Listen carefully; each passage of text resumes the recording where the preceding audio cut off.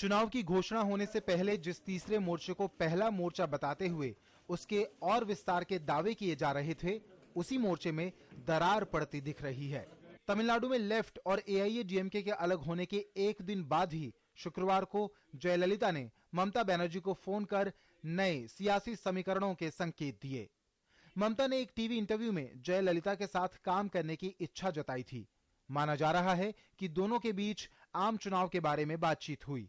हालांकि तीसरे मोर्चे के नेता इसे मोर्चे में टूट के तौर पर नहीं देख रहे हैं। पहले तमिलनाडु में जयललिता और लेफ्ट साथ चुनाव लड़ने वाले थे और एआईएडीएमके प्रतिनिधि ने दिल्ली में तीसरे मोर्चे की बैठक में हिस्सा भी लिया था।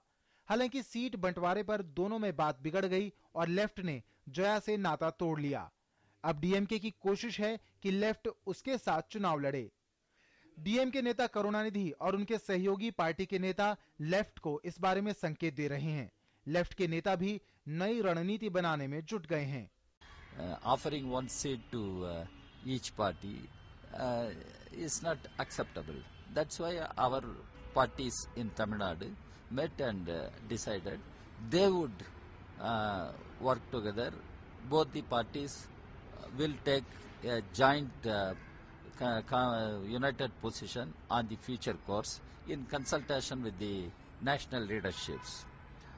उधर कांग्रेस राज्य में अकेले ही चुनाव लड़ने की तैयारी में है, तो बीजेपी एमडीएमके, डीएमडीके और पीएमके के साथ गठजोड़ करके चुनाव लड़ेगी। गठबंधन का कुछ खेल महाराष्ट्र में भी जारी है।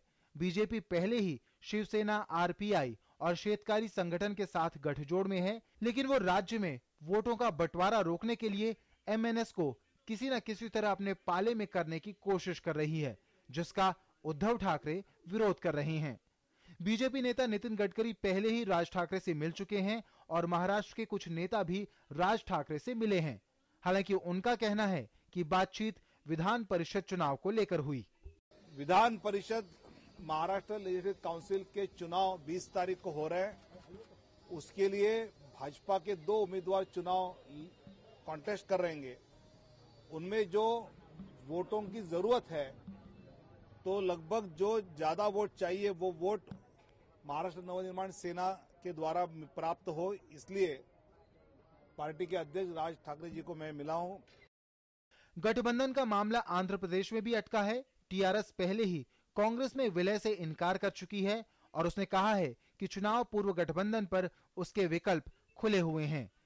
टीडीपी की भी बीजेपी से बातचीत चलती रहती है, लेकिन कोई अंतिम फैसला अब तक नहीं हुआ है।